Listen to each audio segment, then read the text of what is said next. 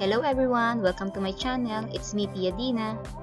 Today I will be sharing with you Pia's travel in China in 2011. It is still summer holidays and I decided to spend 9 days in China.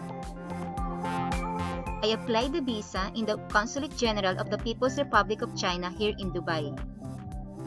I booked my accommodation in Shanghai and in Beijing through booking.com.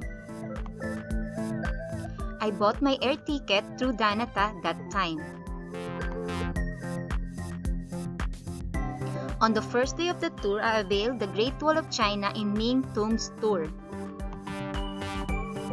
On the second day of the tour, I availed the Forbidden City, Temple of Heavens tour. On the third day of the tour, I availed the Ancient Beijing and New Olympic tour. I also had opportunity to see some local houses and had lunch with them. I also visited Beijing Zoo, the China's biggest zoo with pandas. I was so delighted to see the Olympic Village. I was so happy with my accommodation in Beijing because the receptionists speak English, though it's only little English. Do you know that the Great Wall of China is one of the greatest sites in the world, the longest wall in the world, an awe-inspiring piece of ancient defensive architecture? Its winding path over rugged country and steep mountains takes in some great scenery. It is also known as Long Wall, located in northern China. It has a history of more than 2,300 years. It was built in different areas by different states or dynasties to protect different territorial borders, to prevent invasion, and to protect Silk Road trade. The Ming Tombs are a collection of mausoleums built by the Emperor of the Ming Dynasty of China.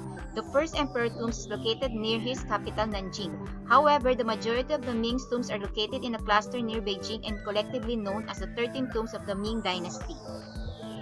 The Ming tombs were listed as a UNESCO World Heritage Sites in August 2003. They were listed along with other tombs under the Imperial Tombs of the Ming and Qing Dynasties designation.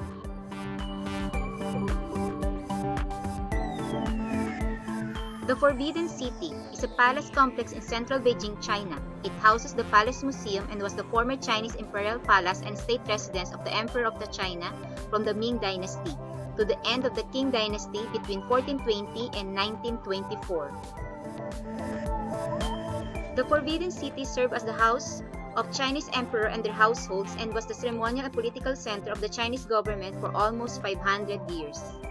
Since 1925, the Forbidden City has been under the charge of the Palace Museum, whose extensive collection of artwork and artifacts were built upon the imperial collections of the Ming and Qing dynasties. Part of the museum's former collection is now in the National Palace Museum in Taipei. Both museums descend from the same institution but were split after the Chinese Civil War. Since 2012, the Forbidden City has been an average of 14 million visitors annually and received more than 19 million visitors in 2019. The Temple of Heaven is an imperial complex of religious buildings situated in the southern-eastern part of central Beijing. The complex was visited by the emperors of the Ming and Qing dynasties for annual ceremonies of prayer to heaven for a good harvest. The local houses. Beijing Zoo is now the biggest zoo in China with over 450 species of land animals and over 500 species of marine animals, about 14,500 animals in total. It features pandas, elephants, gorillas, and dolphins and sharks, all in scenic Chinese garden setting.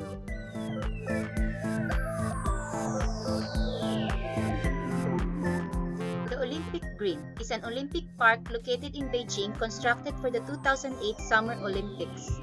Here you can see the Beijing National Aquatic Center and also the Beijing National Stadium, one of Beijing's snack streets.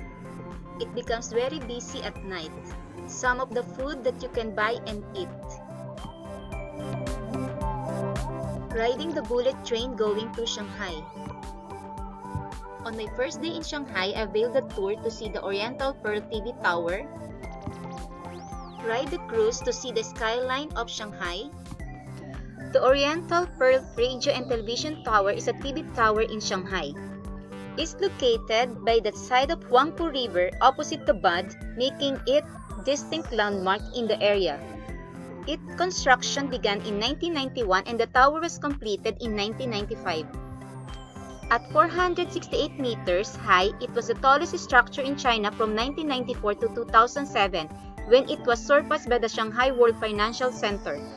On my second day in Shanghai, I availed the Zhouzhuang tour. Zhouzhuang is a town famous for its canals in Jiangsu Province, China. It is located within the administrative area of Kunshan, 30 kilometers southeast of the city center of Suzhou. I also had the chance to visit the Shanghai History Museum. It is a museum dedicated to the history of the city of Shanghai, China. The museum collection focused on the approximately 100 years in the history of Shanghai from the opening of the port in 1843 to the communist takeover in 1949. The museum's oldest relics are from 6,000 years ago. It features a cannon used in the First Opium War, a sedan chair, and the two bronze lions that used to adorn the Hong Kong and Shanghai Banking Corp on the Bund. Other exhibits reveal the history of art, culture, and industrialization in Shanghai. The neoclassical Shanghai Race Club building 1934 that houses the museum has an imposing 10-story tall tower which was a long landmark of central Shanghai.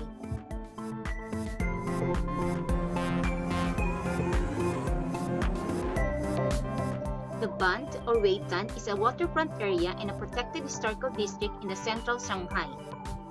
The area centers on a section of Zhongshan Road within the former Shanghai International Settlement, which runs along the western bank of the Huangpu River in the eastern part of Huangpu District.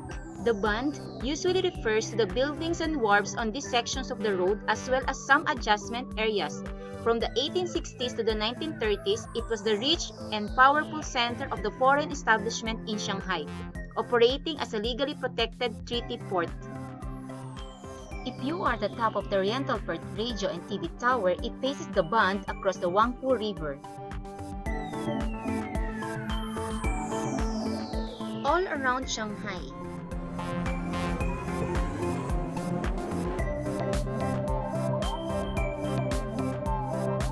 Yuyuan or Yu Garden is an extensive Chinese garden located beside the city god temple in the northern east of Old City, Shanghai at Wangpu, Shanghai Shi. It's about the Yuyuan Tourist Mart, the Yongxingting Tea House, and the Yu Garden Bazaar.